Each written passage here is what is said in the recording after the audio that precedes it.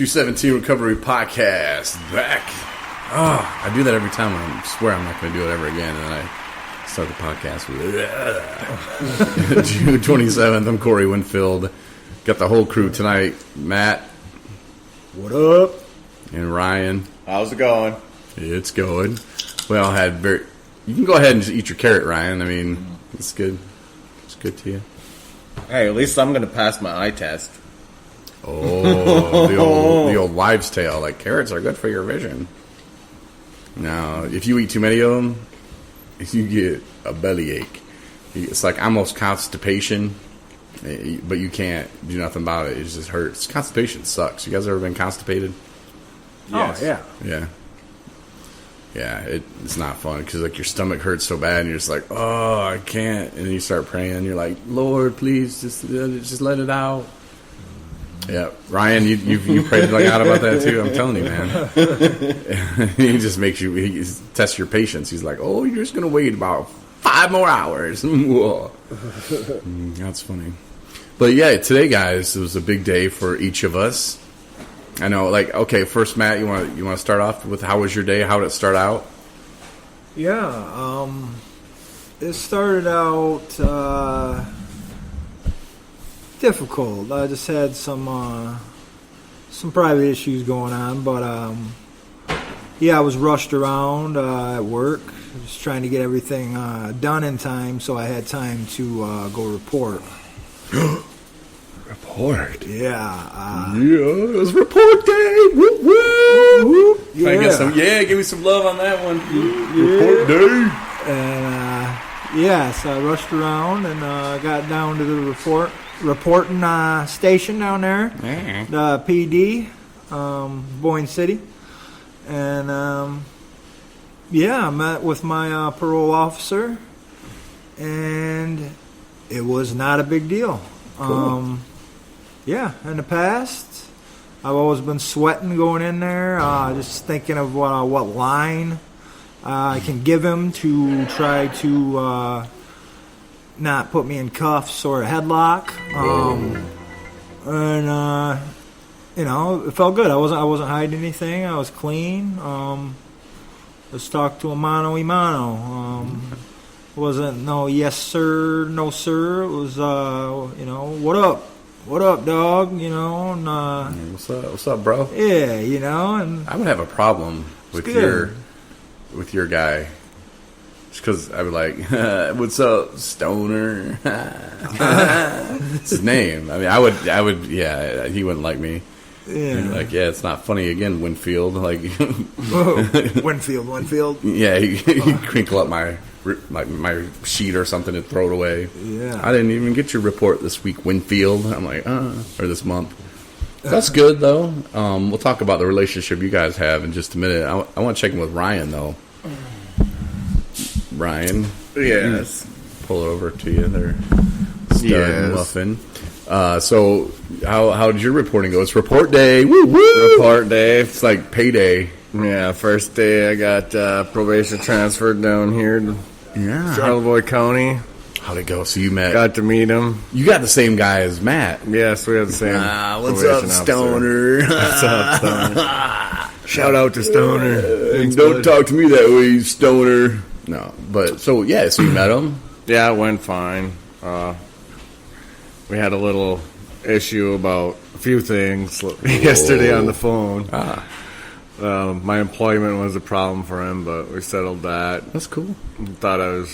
I don't have kids, and I'm not evading paying child support or anything like that, so I can keep getting paid cash, and it'll be all right.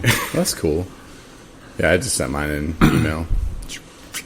And then it's nice. I didn't have to set up my voicemail. Couldn't figure it out on my phone. So I just told him I'd call him back as soon as I seen he called. But yesterday you seemed real stressed about it. And I could see it in your face. So could Matt. We could see it. And it's a very stressful time. The first time you're meeting somebody new and somebody you got to report to. And is this guy going to be a jerk? And I think for the most part, and you found that out today, they don't want to be jerks. No. But just think about the people that they've seen and the lies that they've heard. Yeah. And until you sit down, until he knows you, like those kind of people, you do have to earn their trust. Yeah. Like you can't just be like, hey, I'm telling you the truth, and then you expect them to believe you, because they're not. And you can't really hold that against him. And he's not being a bad person. He's not being a jerk, but it is what it is. Yeah, he told me I got a 74-11 on a possession. He told me it's a 90% failure rate. He's like, 90% of people become felons. This is the golden egg, I call it. Don't waste it. I'm like, she's going to hatch, don't worry.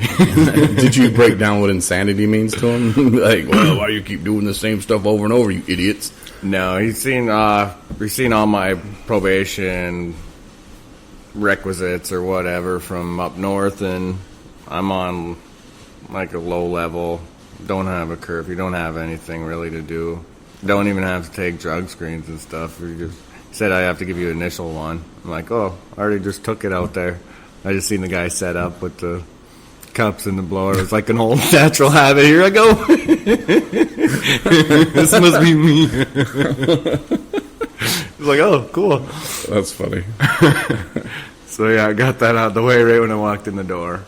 That's good. And yeah, it's going good. Had counseling. I did make it. I was a little bit late, but I made it there. Found it. Oh, this one. That went all right. He wasn't too mad. Got over it. That concerns me, though, that you said that 90% fail rate. In Charlevoix County, yeah. Like, what are they doing wrong? Like, how come, they're not getting the people the help they need? Or did they really think, hey, sending them to jail is going to fix them? Or they just don't care? Like, why don't they care about people? That's what I want to know. You mess up on probation, you're done. Yeah, but why are these people messing up? Because they're insane. I don't know, man. I almost said because they want to get high, they want to get drunk. Mm-hmm. And I was at a meeting one time, and this guy, people going around like, yeah, I did this. And I think I might have said it too. I'm like, yeah, I would drink to not feel my emotions. And this was probably maybe a year ago. And the guy was like, yeah, that's all BS. And, I drink because I like to get beeped up and I like to buzz. And I at the time, I was just kind of like, oh, this guy's real adamant about this. But you know what it was? He was insecure. And, that's a bad place for him to be, to think, well, I drink because I like to buzz. Yeah, okay, you did at one point, but now it's a problem, and you don't drink because you like to buzz. You drink because you like to buzz because it takes away from what you were thinking about. It takes away from the child support. It takes away from the bad job. It takes away from the breakup. It takes away from crappy stuff you just did to your girlfriend the day before and things you put on Facebook. It takes all that away, and that's why you like it. So, I don't know. I was just thinking about that when I was upstairs peeing. Mm. Oh, no, also I was thinking? What were you thinking? Why, you were peeing? Or? Oh, I don't even have any time over my head. All I have is a 72-hour hold if I'm alleged doing something wrong. Oh, you're being cocky now, aren't you? How can we get him in? Man, this sounds like a fun game. We'll call it 72 hours. 72 hours. What have I done? What can we do for Ryan to get him in trouble? Hey, Marcel, how are you? You coming on the podcast tonight? What? You going to come on the podcast tonight? Nah. You going to come talk to us? Nah. I'm not going to be on that stupid podcastradio.com thing. I'd like to go on my boat, though. I get on my boat and I can start doing some work. Yeah. Eat some lobsters and stuff. That's Marcel. He's going to be on the podcast one day. Someday. He is someday. So, Matt, your relationship with the stoner dude, the stoner man, how'd that start off? Was it a rocky start? Were you a little nervous when you met him at first? Or? Yeah, I've been on probation, multiple times parole. It's never been enjoyable, so I was just kind of expecting the same experience that I've always had. But he seems to be genuine, and he does care, and trying to help me, and it's just it's added incentive to do what's right, and it's reassurance when I go in there and he tells me, that I'm doing good to keep up the work. I get off early if I do what I'm doing. It just reaffirms to me that I am changing, and like I've got 20 years over my head right now, so that's a lot of incentive. They can send me back, flop me, violate me for up to 20 years, and that's not a number. Joke. That's not a number I want to play with. And it's easy because I'm doing the right thing, so there's no pressure. I walk in there's no pressure whatsoever.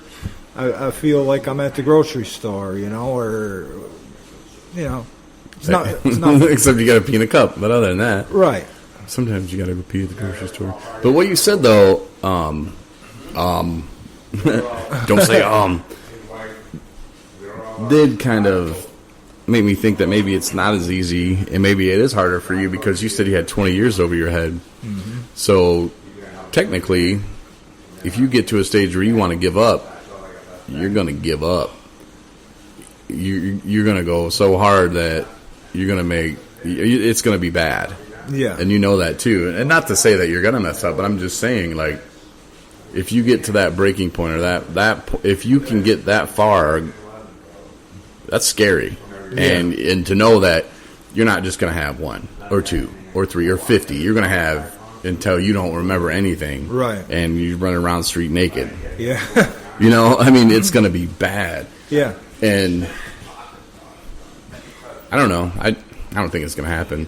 I pray that it doesn't. I know you're a big God guy, and so am I. Jesus is a big fan of mine. I'm a big fan of his, Yeah. He wants good things for us. He wants good things for you. We were driving home around Lake Charlevoix tonight, and what did I say? Something about, you never thought you'd be riding around like a year ago, like looking at this beautiful lake, and things could be worse. Yeah, definitely. Sometimes I get complacent, and not really complacent, just actually it's the opposite. Like I want to go. I got things to do. Let's make it happen now, and I have to wait. Yeah. And, it could be a lot worse for sure. Yeah. I mean, just like on a side note, I've been thinking a lot about, like, it's scary where, like, I let addiction lead me. You know what I mean? Like, just compromising, like, talking about reporting, just like the ride to prison. Like waiting in county jail to get ridden out at 4 a.m, not knowing where you're going, chained to a bunch of other inmates on a prison bus, getting to the yard, and it's like the movies, man. And you wake up and you're like, is this reality? Is this, and then you're forced in a situation where you're absolutely helpless. There's nothing you can do. Nobody cares. There's no sympathy. There's no empathy. There's no anything, and it's scary. And my addiction was so deep that didn't even shake me, because I got out and I continued to do the same stupid stuff that I did before. When for the majority of my time in prison, I was terrified.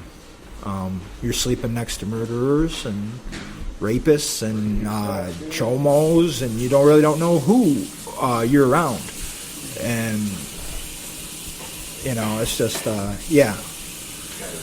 it's not a good situation. And I could always do time. Like I've done a lot of time in county jail, and I was like 4 days here, 30 here, 6 months here, whatever, here, oh yeah, I can do that. But now today, where I'm at in my life, it makes me physically ill to think of doing 1 day in jail now. So, and I'm not going to.